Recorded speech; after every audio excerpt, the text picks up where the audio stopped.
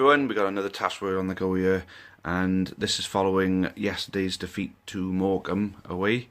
Morecambe have always been a bogey side of ours, but reading the manager's comments, the performance was spineless and gutless.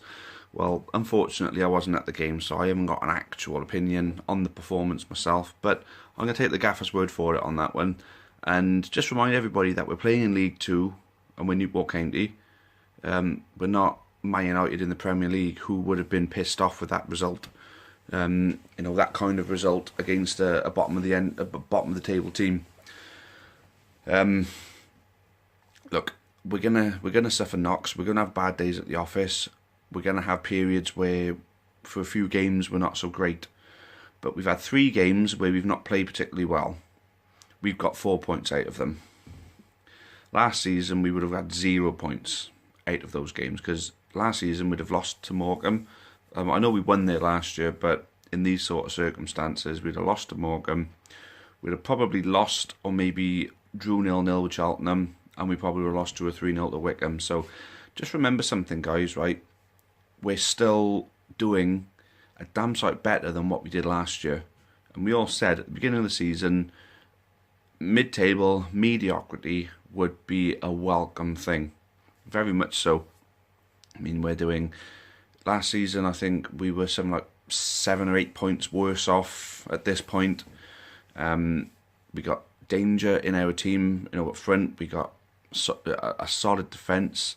The thing is, we're going through a few injuries. I mean, we missed Labardi. Scott Bennett had to start yesterday, so I think it was Mark O'Brien who didn't play. So like I say, we're missing key players at the moment.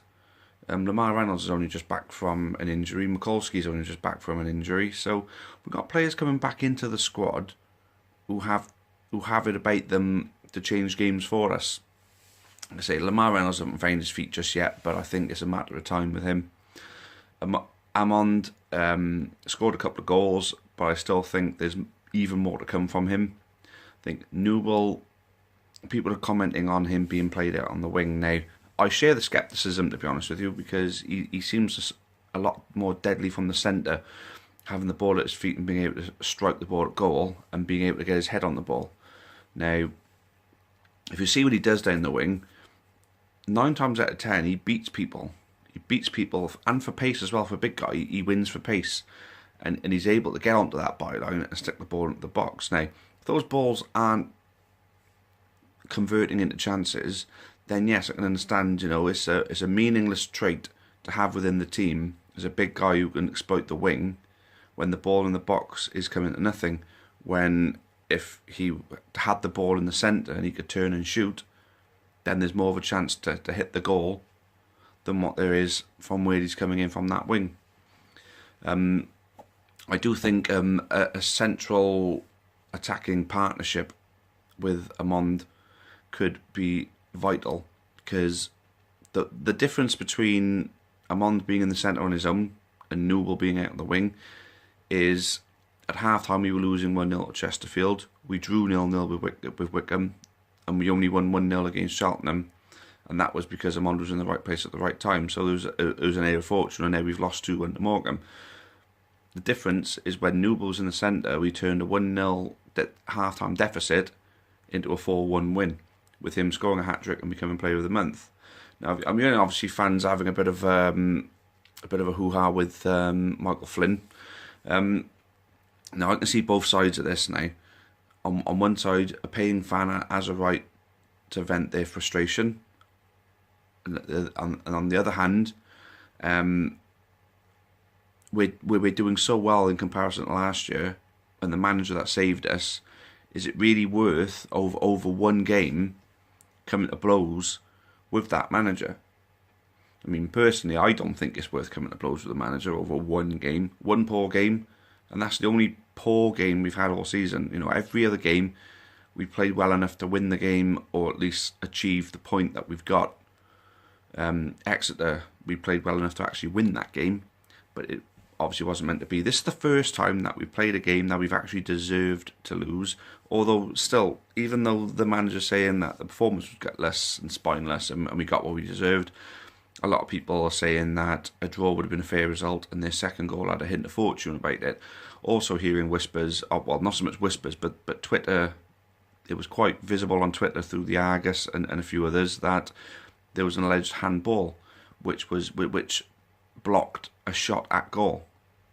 Now, if that's the case, if it's blocking a shot at goal, it's my personal opinion that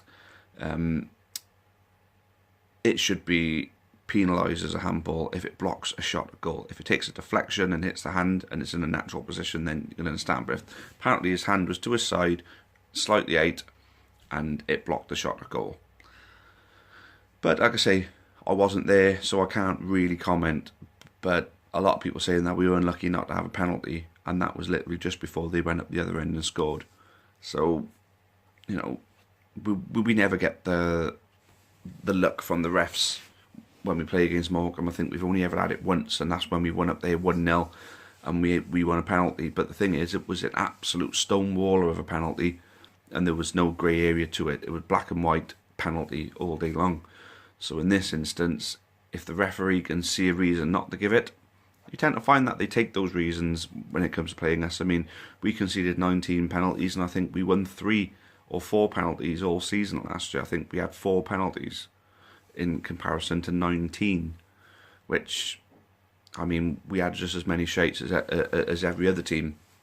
I think it just proves something there from those stats that the referees don't particularly favour us. I mean, it's something that we've endured a lot, but at the same time, you can't blame referees for substandard performances, and yesterday was a substandard performance. So it's one we have to take on the chin. It's one we have to move on from. And now we got a winnable home game against Grimsby.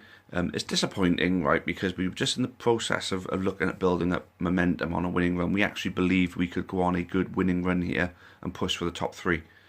Obviously, that's been halted now, but it doesn't mean that we can't go and win Saturday and find ourselves in a better position than we were yesterday before kick-off.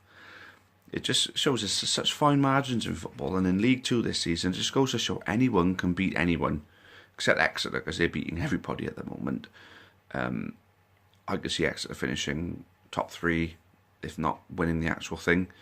Swindon have regained some home form by beating Stevenage, which was a good result for them. Colchester lost.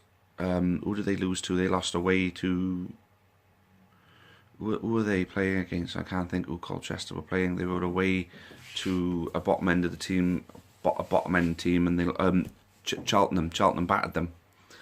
And it just goes to show that this league, anything can happen at pretty much any time. So us losing to Morecambe, but next week we'll go and beat Grimsby 4-0 maybe, and then the week after then we might go and lose 3-0 and then go and beat Luton away. It just shows game in, game out, that this is a very, very unpredictable league. So the big 4 teams gone.